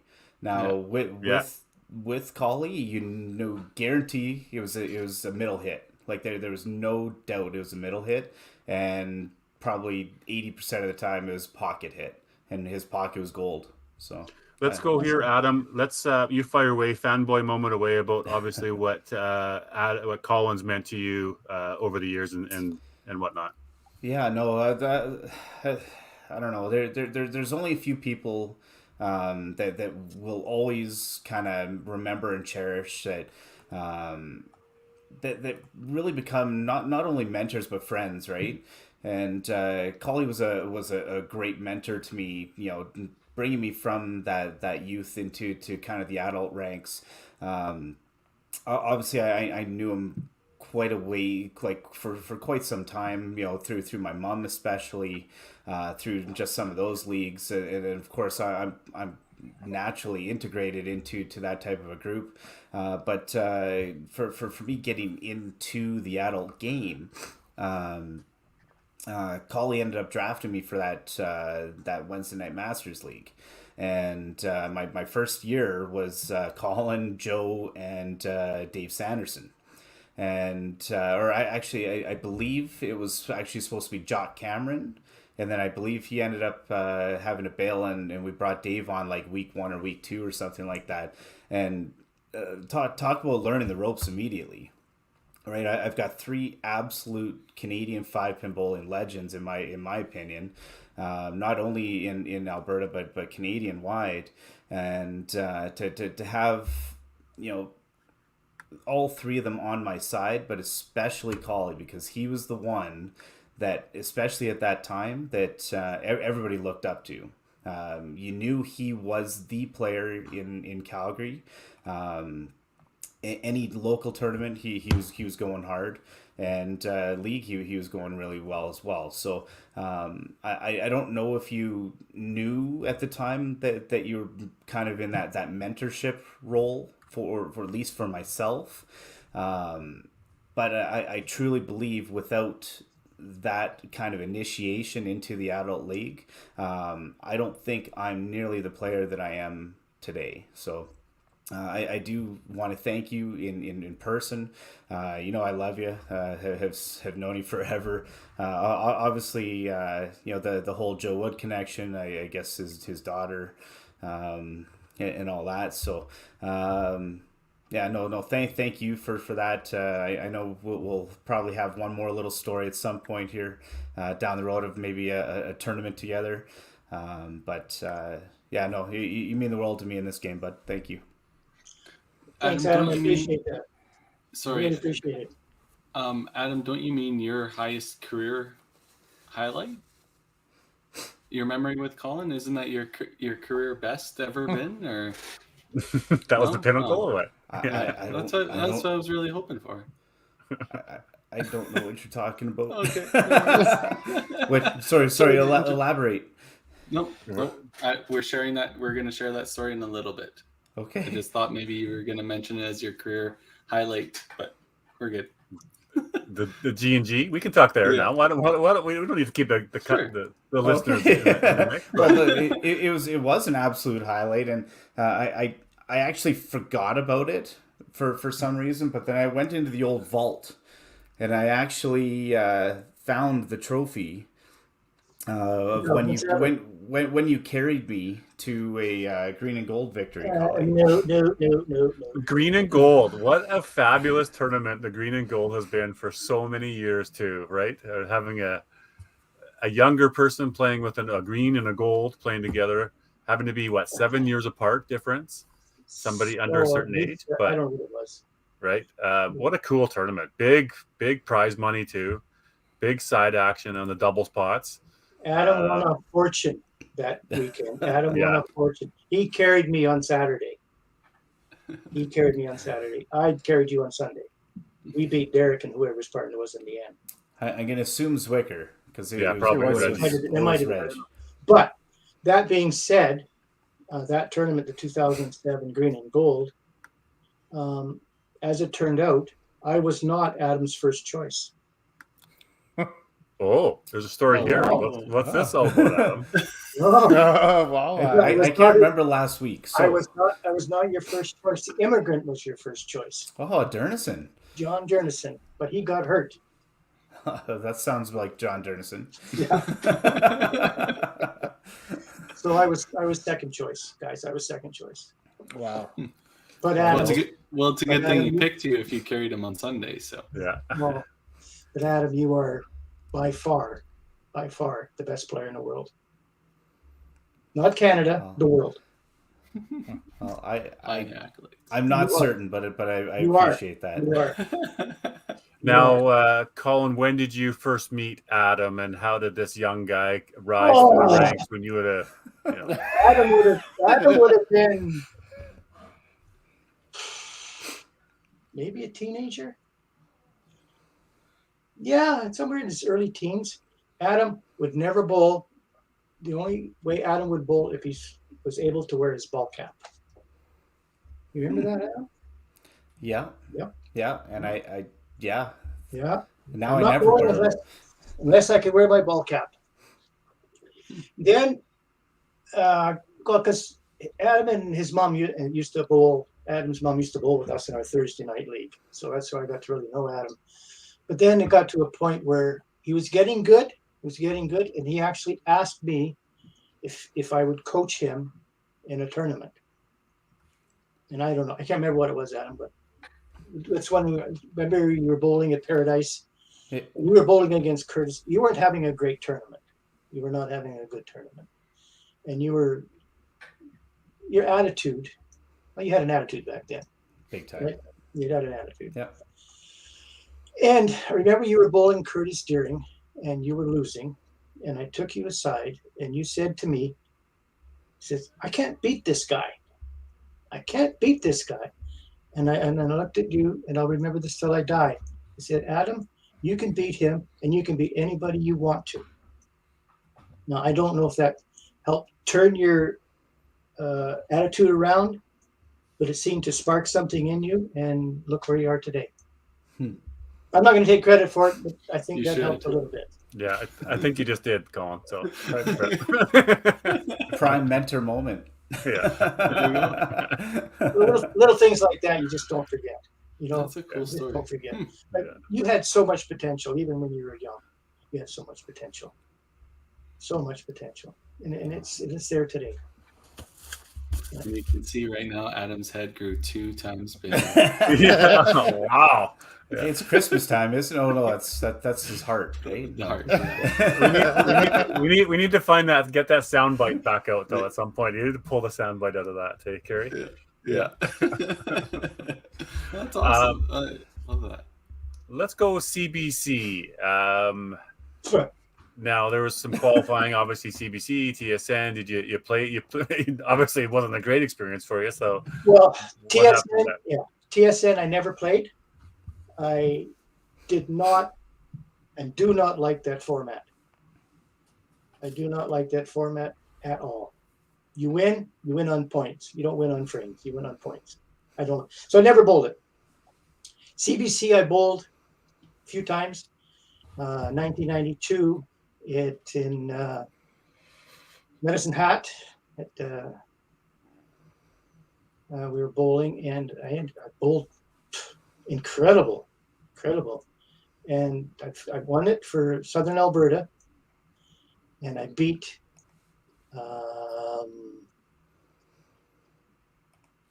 I can't remember his name. He was second. I'll think of his name as we go. Anyhow, we went to Winnipeg to tape the tournament, and I was there. Blair Pizzi was there, and I'm up against the fellow from Ontario. I've never heard of the guy's name before. We start okay, strike, spare, whatever. 4th frame, he's on a double. I have the strike in the 3rd frame. 4th frame, I got aces, and he ran a 5-bagger, and the game was over. That was my one and only experience at the CBC, but something I'll never forget. That was Don Riopel. That's it. Yeah, Well done, Tim. How did you know that? Our last guest gave me all his stats from the previous CBCs. 296, 216. Yeah. That was the same year that Len Matarash, our friend, was on there. So Len Matarash. Oh, and do we have the video of that, Kerry? Do we have the video queued up too? No, I wish. So Wayne, that year, Wayne Davies won $27,000. Yeah, that was the year. Yeah, I believe Ken Norris won that tournament at one time too. Yeah, I believe he did. Yeah, I have all the stats, so I can go back and look at it. Yeah. Oh yeah, That's interesting. But now it is cool playing on the CBC. Now, was that a time when they had the light and they said wait, or the production was very specific at that point? Colin, was that right? Where they you can't go yet. Okay, now you can go. Yeah, pretty much. Bill Douglas was the color guy. Yeah. Him and Ernie did the show, Ernie Afghanis, and it was a really good setup. They had it on upstairs in Winnipeg, and they shot the whole show in 2 days. It's not like they did years when they first started to go every Saturday live. I know when Ken was on it, he'd fly down to Toronto, then come back, fly down next week, but they did it all on the one weekend. Yeah. That's incredible. And do you know at that time if they were flying back and forth, was that on their own dime or were they paid for by? No, I'm sure it was paid by CBC. Oh, that's so crazy though. They wouldn't pay their own dime. No. Yeah, that's absolutely insane expense. Ken Norris won in 1988. Yeah. There you go. Yeah. You're just a stats man, Tim. You're like Don said. Well, Don's taught me well, or teaching me well, let's say. You do have a pretty good catalog there, Tim. Give yourself a pat there, bud. You got a lot of info over there for sure, and you know where to get it too, which is now a big part of the battle. Yeah. Yeah. Oh man. I can just picture binders and binders full of stuff on your desk. Yeah, it's on the floor actually, but You gotta scan it. You gotta scan it and get it in the cloud someday. that's what I'm doing right now. Yes, when I have time. Yeah. We're chatting high double, obviously. What is that now, Colin? It wasn't a perfect game. Nope, 445, 398. 445, 398. So that's 8. What are we talking? 843. 843.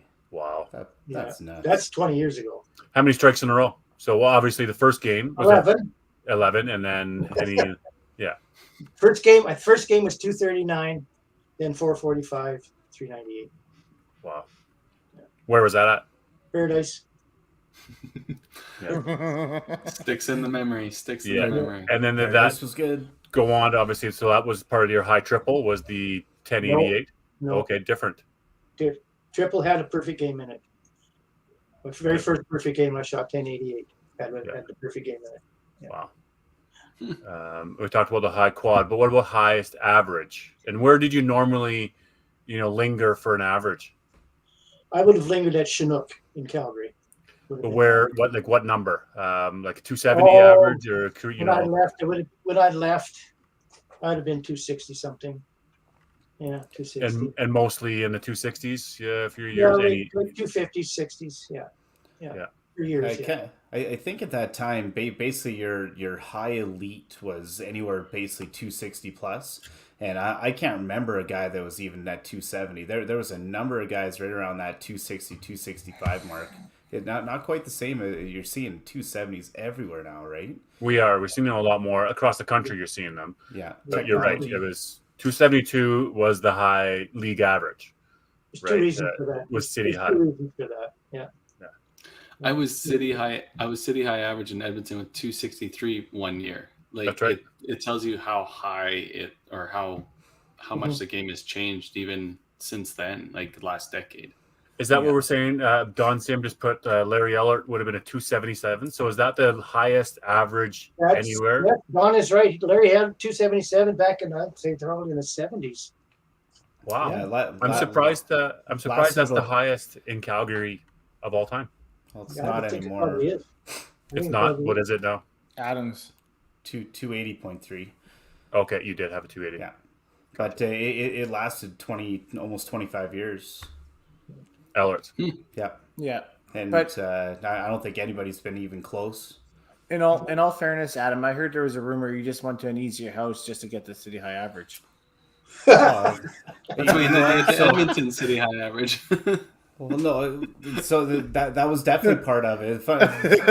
Couple funny stories about that though. So it was a 5-player fun league, three games, and I hated every minute of it because it was so slow.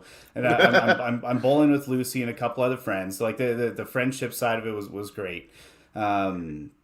Halfway through the year, I was averaging 299, 298 type thing. So I was playing really, really huge. Played the last half year on a broken foot just to get enough games.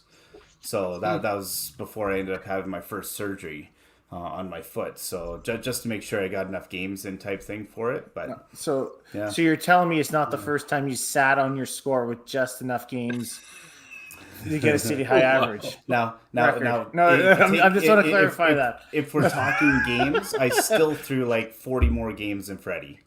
Okay.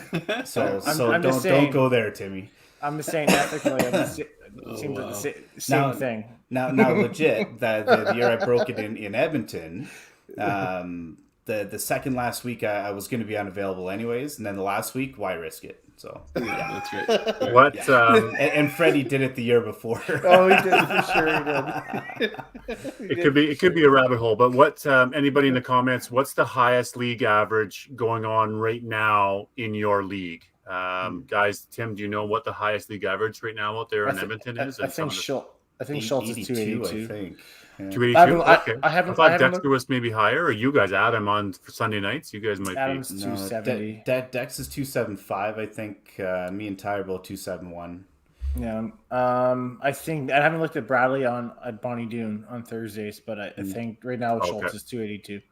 282 on Thursday nights. And and Katie's 268 right now on Thursdays, or 260s. Katie, oh yeah, Rayner, good. Yeah. Dream Crusher. Yeah. Dream Crusher. Yeah. What is the Dream Crushers? What do you think about this, Colin? Have you seen the 5PL, the 5-pin Pro League going on? What do you think about that, virtually playing against the team and across the country? I think it's an awesome way to do it. I've looked at the site. I haven't watched any of it, but I've looked at it, and I think that is an absolute incredible way to promote this game. Just incredible. I wish we had it when we were in our day. Well, that's what I was getting at. Yeah, I mean, who would have been your team? So you got to play 5 guys or 7 people, but you have to have a female start and end. What's your roster look like, and what's your team name? Hey, put you on the spot for a team name too. I don't know what my team was. Well, I know what our team name in our Thursday night league was, but I would change that. Well, it would have been. It's kind of a religious name, but I don't know. I don't know what I would call it. I don't know what I would call it. But, to have a lady start at two ladies on it. Well, you have to have a lady start the game and finish the game. So most teams have 2 females, just for the sake of if you need to sub one, you can, or you leave them both in or whatever. But most teams are going with 2. I think there's 2 teams with only 1 female, guys. I think so, yeah.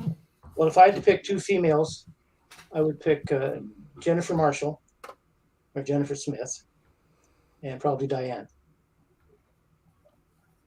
Okay. For the guys, there's too many guys, way too many. But this is, I mean, you got to play with your guys in your neighborhood of your generation. Who would be your team that you'd want to play with? And you're going up against the Dream Crushers, where you've already got, or what from your Calgary area, probably. Calgary. Like you're playing with your buddy Joe. You got to have Joe on your team. Joe would be there. I'll tell you a story about Joe in a minute. Yeah. That's a good story. Good story. Yeah. Okay. I would take Roy Cunningham, Ken Norris, and Don Sim. How many more do I need? That's it. Then you and Joe. It. No, you can have one more guy if you want. You can. You, Joe, and then the females from your era, maybe. Probably a guy you guys don't know. His name is Bob Miller. Which one? I know Bobby Miller. Bobby Miller or Bobby Miller 2? No, Bobby Miller, the little guy. Yeah, the ball guy. Yeah. He's You so want to good. see a bowler to emulate a style from? He's the guy to watch. Beautiful, beautiful. Those would be the guys. Yeah, I'd pick those. No problem. Females? Female, Jennifer Okay. Jennifer Marshall, and Diane, I think. Fair. Awesome. And we'd kick your ass. Probably. We got Tim, so. No. We got Carrie. Yeah, that's fair. Yeah, we discussed that earlier. But you want to hear a quick story about Joe Wood? Yeah. You bet. Yeah, he won't give himself enough credit. He just No. doesn't give himself enough credit for being the bowler that he is. In 1997, we were bowling the provincials, and don't ask me where it was because I don't remember. Tim. Anyhow, we were bowling, and Joe was on the bench. We had a strong team, and they sat Joe to start. And I think Rick Wagner was the coach. I'm not sure. Sure, Park. Anyhow, one of us wasn't doing very good. So he pulled the guy out. Joe come in. I think he shot 4 or 5 bagger in a row, won the point. During that whole tournament, Joe came off the bench more times than enough with 4 or 5 bagger in a row and won the point, and probably helped us win the tournament. But he won't give himself enough credit for that. If it wasn't for Joe bringing us up, we may not have won that We may not have won the Open that year. That's awesome. Then we went to the Nationals at Chinook. I can tell you another story about that one too. We love hearing that because we've talked about that lots on this about how important it is to have a bench player who just can come in, freewheel, and throw a bunch of strikes. And then you know what? Go back on the bench and be ready to throw strikes when you need it. And if you're not, that's fine. But it's such a key, important role, isn't it? Joe was such a great player for that year. Just phenomenal. Then we go to the Nationals at Chinook, and we didn't do very well. But I'm up on the lanes. I'm shooting 400, going into the 10th frame, and Ontario was right beside us on the left, and one of their players, I think it was Greg Peteritis, stuck on the lane. So it's no big deal. So the mechanic comes over, and he brought some stuff down to spray the approach to clean it up. And our coach and our manager of the Alberta team went over and said, "Can you just wait a minute to let him finish? Because he's shooting 400. He said, Nope, I got to keep the tournament on time." Do you remember his name, Adam? I do, but I'm not going to mention it. There's one of two guys. I just can't remember the era. Yeah. That kind of... both would do it. But he would not stop the tournament. Not for 2 minutes. Not for a minute. No, not for a minute. Yeah. Incredible. Yeah. So, a couple people may know this already, but there's a little known fact that the Colin was also in a music group. Don't you dare! Don't you dare! So thankfully, I could not get video of it. Good. But would you like to tell everybody of your trio?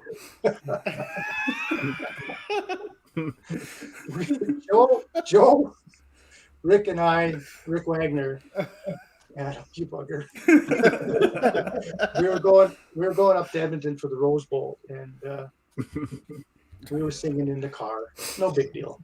And then Rick had a New Year's party at his house. So Joe and Maria were there, Linda and I were there, and they started doing a karaoke type of thing. So Joe, Rick, and I sat there, and we were kind of singing along to some of the songs. And the women, I don't know, still to this day I think it was Maria, she videoed it. She videoed us singing. Her and Linda, and I guess Rick's wife, Rita, they went out and bought us T-shirts, golf shirts. It said, not 3 Dog Night back then. It was just 3 Dogs at Night. That's what our name was. So we thought, okay, no big deal. We had New Year's party, no big deal. So we go bowling Thursday night after New Year's to Chinook. And you got to picture this, guys. There's 32 monitors, lanes with screens. Wow. Guess what's up on the screen playing? Our video.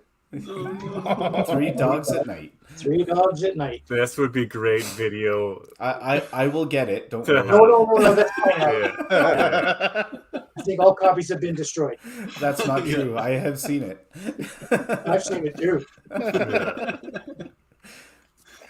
Hey, you keep my French maid out. I'll keep that one out. What's that out? That'll be our truce. You keep the French maid information out, and I'll keep that video out. Deal. All right. Deal. Sounds like a bunch of blackmailing going on here. Now, Colin, over the years, obviously you played a ton of games. What are some of the changes that have happened over the years that you would maybe wish that didn't change? That things would have just stayed the same, whether it's free fall or a pin boy or a counter. Like it's the old school versus the new school. What do you think? Two things, only 2 things, and it's not going to make Tim very happy because he's proprietor. But so I'm okay. Yeah, free fall, and wood lane beds. Okay, that doesn't hurt me. Wood lane bed. Yeah. In a perfect world, if that was the case, to keep it that way, that'd be so much better with it. Counter pin, I don't care about because it's not going to make that much difference to a high average player anyway. Whether you miss it or not, it's not a big deal.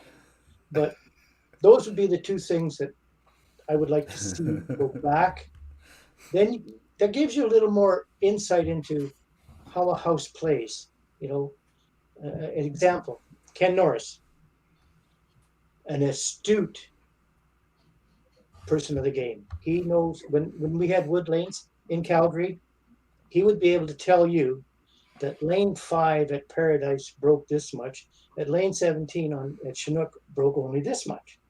He was such a student of the game. He knew that. Me, I didn't. I don't. But now with synthetic lanes, I think you can go just about to any house, and they're pretty close to the same. No, why is that? Is because the grooves in the lanes, or the condition, the oiling, the conditioning, it's the oil, the oil, the oil Okay. and the wood. Some of it's harder, some of it's softer. I'm not a lane guy. Marshall Raymond would be able, if he was on the show, he'd be able to tell you. But the wood, because certain lanes broke more than others. The way the lanes were oiled back then, if they were too oily, your ball didn't break. If they're oiled too much, not enough, it would take off on you. Yeah. But those would be the two things that I would like to see go back in time, but it's not going to happen. No, I agree with you on the wood lanes. I love the old wood lanes. I mean, obviously, I think that's the reason why scores also is another reason why it's gone up. Things are a little bit more consistent, and people don't have to read them or learn how to make that adjustment. You can just throw. But I think with wood lanes, most of us worked in a bowling center. I think humidity, weather, boards breaking or lifting, or the amount of oil on the lane, how many times somebody's played on that lane, the oil might be saturated in more than another lane. There's all these different factors to it. And the approaches, I think that's a huge thing, because approaches were a lot different on lane to lane to lane to lane, depending on how somebody tracked oil across or how they conditioned it. So I enjoyed it because Kerry mentioned, like we're talking about Wednesday nights, was that you had with wood lanes, sometimes you had to learn the lanes and learn how to grind and learn how to play the game, right? And learn to make those adjustments. Nowadays, you don't. There's a lot easier just to find that line and make a small adjustment instead of a big one, right? Yeah, well, I think too, and correct me if I'm wrong, but in my era, we didn't have a lot of fireballers like you guys do now, like Adam. Yeah, much fireballer. less. Yep. Derek Holm, a fireballer. Most of the young kids nowadays are fireballers. You don't need to be able to read the lane, because it's not going to move that much on a synthetic lane. If you hit your spot when the ball's gone, it's there. But in the wood lane, you had to adjust to make your ball move, because we didn't throw it as hard as you guys do. Yeah. To do what it needed to do, and you had to adjust that from not just one set of lanes, but every lane. If you're rolling on 1 and 2, different ball on 1, different ball on 2, sometimes different rotation. Put it out on the lane a little bit more. All those variables. That's why the scorings are higher nowadays. It's just a lot more consistent, right? The bowler doesn't have to make all those drastic changes in order to score good. So no, they don't. With consistency goes everything else, right? It's like it's just like any other sport. If the conditions are the same, it's naturally going to be easier to get better at it, right? It's when the conditions change, it's like golfing. If you golf in a dome, you're going to hit that 7-iron the same every time. But if you play in rain, it's going to change, right? Like absolutely. It's just the condition of the sport, right? I will say it's crazy. I obviously for many years I've always conditioned the lanes. We've always done the same thing at the Ashore Park, but I always had a different starting spot on 15, 16, and 1 and 2. And I'd done it all when I had the wood lanes. Always had it, just because they play differently on wood, right? The walls are colder on the sides, right? Humidity was changing. I found the balls didn't move as much, so I always had it there. And then when we went to synthetic, I just kept the same spot. But certain lanes on certain houses, I always knew that 17, 18 at Paradise, I hated that set. Love it. I like it now that synthetics are there. But 445 on 17 and 18 in Paradise. Yeah. It's still There's certain garbage. Were you one, Colin, to change and adjust quite a bit, or were you stay in the Yeah. same line, same I shot, would, repetitive? What was? I adjust. I never adjusted. I never threw a different ball. I always, like when we had after personal balls, I've always thrown a star line. Always thrown a star line. I would either move my thumb up a little bit, move it to the side, put my ball out on the lane a little bit more, give it a little more flick at the end. That's how I made my adjustments. I But, never changed the but ball. standing in the same spot typically. Always stand in the same spot. That's Right interesting. at You the say move your thumb a lot. Do you guys do that as well as play around with your finger placement? And sometimes for me, I find my pinky in the bottom when I'm holding it. If I keep that closer together, it makes a difference too. But we don't talk about that one a lot. Is moving your hand position, right? So Colin, you bring up a point there that I'm not sure if guys are doing a lot. Are you doing that, Kerry, in your many changes? Yeah, my hand position's a big one. So it depends if I start underneath the ball or if I start on the side. I used to do when I was younger. I used to start on top of the ball, which was a little bit different. But now it's more on the side and changing thumb positions quite a bit. Yeah, and your fingertip grip. You grip it a little differently. I palm the ball pretty much. Well, I was just going to say, a lot of guys palm the ball. I was taught you always got to put your fingertips. You always got to be able to slide your fingers between your palm and the ball. Yeah, that's a common theme across pretty much all the coaching aspects. I done away with that. I don't know why. It works for you, so. Yeah. What about you, Tim and Adam? Do you guys play around with your thumb and finger positions on the ball too? I do if I'm struggling a little bit, and it depends on how much work I want to put it on during league. Sometimes you're just nailing it in after halfway through the third game. You're like, time to go to Earl's, right? But in all fairness, I do during Lynn taught me that about when I was about 15. Thumb position, I do a lot with my thumb position, or if I spread my fingers out, right? Because I end up have a lot more side spin than a lot, right? And so I find that if it's more a little bit more end over end or a little bit different, it makes a little bit different reaction for sure. And that's what it is. It's finger position that makes the difference from the rotation on the ball. Yeah. Right. Yeah, I don't change too much on the hand. I have played around with that a little bit, especially like the spreading of the fingers, just to try to get more fingers on the ball, really, right, rather than that palm. But realistically, Collie, now I know why I only throw one ball. There's that mentorship thing, right? And it's the star line. So realistically, the ball does everything for us. Now I understand. Like the star line is the ball. It makes me much better, and I'm not a very good player. So Yeah, but Adam, I never got a perfect game with the star line. Always house balls. Oh wow! All my perfect games are house balls. Really? Yeah. Interesting. I don't know. My star lines are still defective, so I think they're Joe's, aren't they? Don't they belong to Joe? Well, they are, but they have like a crack in it. So he's been asking me to pay up for them for many years, and I've sent a few checks. They just never seem to get there. Keep bouncing. And, they're in the mail. Yeah. But they're defective. They crack easy. So I'm still not sure about them. I'm still test driving them. Well, Colin, what about if you were to look back and sort of say my career highlights would be these handful of things, whether they're playing at a tournament or playing with people. What would you say some of the greatest highlights of Colin Keir's career? Well, obviously my perfect games. Being named to the Open National All-Star team twice. Yeah, we didn't talk about that.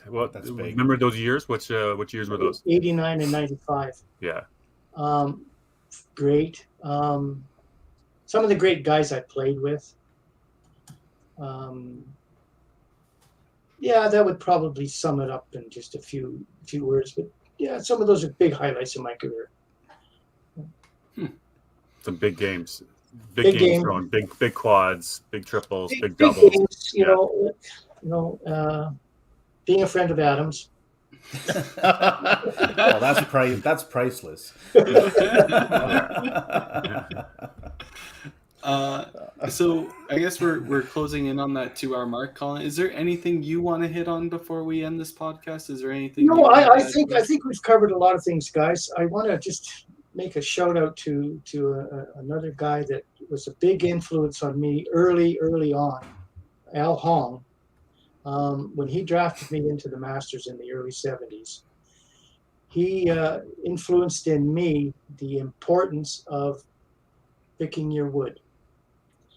He said to me, and I won't forget it, he said, if you get a corner pin and you miss it, don't do like a lot of people do, just get the third ball and throw it away. Who cares about the 2 points? Use that third ball for practice. And that has stuck with me for 50 years. So a shout out to Al Hong. That's huge. I kind of want to hit on a little bit of a story here about Winnipeg. So I got the lucky opportunity to play with Marcello and Anthony Street on the Saturday afternoon shift, and it was a story of lots of corners, chop offs, picking your wood, making sure your spares. I've never seen two gentlemen miss so many spares in my life, and I was unreal on my corner spares. And I was like, "Are you guys watching this clinic I'm putting on? I'm gonna start because it's getting ridiculous." But Kerry, that's today's game for a lot of players, though, right? Yeah. But that's good. I mean, that's a good learning lesson for those guys, young guys too, going to play in a lot of tournaments. That why you're not at the level of where Kerry's at is because you're not picking your corners. That's and right. if you want to be good, you want to be great, you got to pick your corners. And look at this guy putting a clinic on right now, and you're one of the best at it, right, Kerry, to do that. Yeah. So good on you for doing it, and good on you for teaching a lesson to the boys who weren't doing it. Good old Jeff Watts. And I had a conversation with Jeff Watts, who's down in there. So Ontario keeps giving us crap because we call Northern Ontario and Southern Ontario. Southern Ontario doesn't like being called Southern Ontario, so they're now Upper Canada for all those social studies people out there. Southern Ontario is now Upper Canada. That's what we're sticking with for the 5 Pin Universe podcast. And Colin, I just want to thank you for coming on and doing this. You have been a gem, and Adam has spoken nothing but kind words about you for as long as I've known Adam. And unfortunately, I wasn't lucky enough ever to compete against you. I don't believe, maybe at a green and gold tournament if you played with Adam back in the day. But it's been great talking to you and hearing all the stories. And thanks very much for being a part of this. Oh, you're welcome, guys. It's my pleasure. Thanks, Colin. Thanks, guys. Thanks so much, Colin. So, Colin, you're more than welcome to stick on and talk with us after. We're just going to put you in the background, or you can leave if you're sick and tired of us. That's perfectly fine. We're just going to do an banter here. No, I'll stick around. Perfect. And then we'll do the draw for our audience here. Thanks very much. All righty. What an awesome guy. Colin, I mean, he's the Calgary Bruce Mortar, right? Lynn Howell, right? And that's, I'm so glad that we were able to get him on as a guest to do this. You know, Adam, you've obviously said lots of, I've known Colin for a long time too. Sure. Quick story. I think he picked me in one of these investment seminars in Calgary, Autumn Open, one of my early years, and I made the 16s, and he picked me. So, okay, I got Colin as my, he's my jockey, I guess you could say. And he's like, okay, horse, let's go. Well, he watched me for about 3 games. I quickly fell to 16th place. And he said, have a nice day, Daryl. We'll see you next year. Okay. Guess that. Yeah. Never really met Colin, but heard a lot about him, right? Obviously, and through stories and history and through Bruce and Lynn and Gino and all those guys. And obviously through Adam. And what a gentleman, what a character, and it was just great having him on and getting to know him, right? Yeah. So fantastic guy. Two legend of the games, extremely humble, right? Just like most of the legends that we've had on. Probably why we're not going to be all that like legendary, because we're not nearly as humble, right, Timmy? But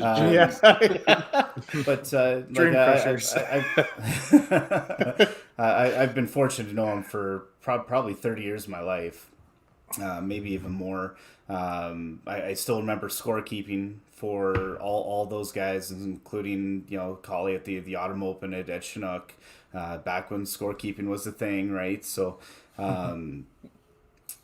being able to bowl with him, and I know a lot of the listeners out there, younger listeners, we talk about having the opportunity to bowl with people like Gino and Bruce and Lynn and Collie and so many of these guys that are true legends, and we had that opportunity to play with those guys, and I don't take that for granted whatsoever. I know even in today's game, there's a lot of players that will end up going and playing one of these events, and to have an opportunity to play even with some of us on tour, right? Like our careers are coming not quite to an end, but we're not going to be around forever either, right? So. Yeah, I never take that for granted, and I certainly never did with Collie. I love bowling with him, love bowling against him, because he simply was the best in Calgary for quite a few years. Totally. All right. With that all being said, let's run this draw for our audience. 18 entries. Good luck, everyone. I see Dexter and Adam Weber on there. They should be stricken from the record. They never win anyways. We don't have to worry about it. Jen Haas. Jennifer again. Nice. Amazing. She played in Winnipeg too. Yeah, good to see. There. She was playing well. Awesome to see. Well, right, everyone. We have one last podcast before Christmas. We're not going to be running one on the 22nd, so we'll. Do we have a guest scheduled, Timmy? Not yet. I don't know. Yeah. Do we want to do a debate night? I mean, we've been kind of dicks to each other. Yeah. Yeah. I think we might end with a debate night. Discuss some topics. You guys can submit them to anybody a part of the podcast. We'll do a big one, last one. Not sure how long of a podcast it'll be. And then we'll break for the Christmas break. So everybody, we also do the rips. Is this where we do the cut downs or the rips? Let's do that. Yeah, let's bring the that mean back. Tweets. Mean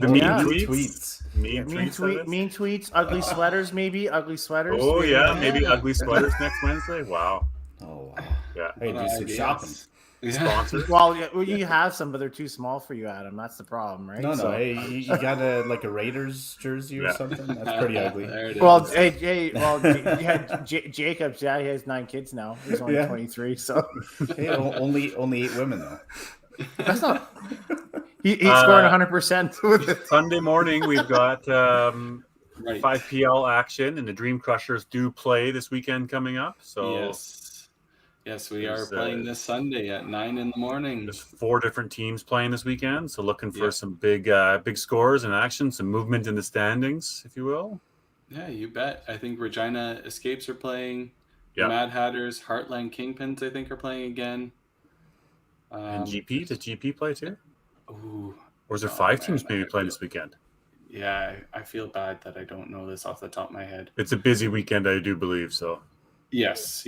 There's 5 separate teams playing, I do believe. I think the Regina Escapes are the Infinite Escapes are the only team playing 2 matches. So you'll get a bunch of different players playing. So please tune in. Yeah, Sunday morning bowling. All right. We'll talk to you guys next week. See y'all. All right. Have a good one, everyone. Take care. Cheers.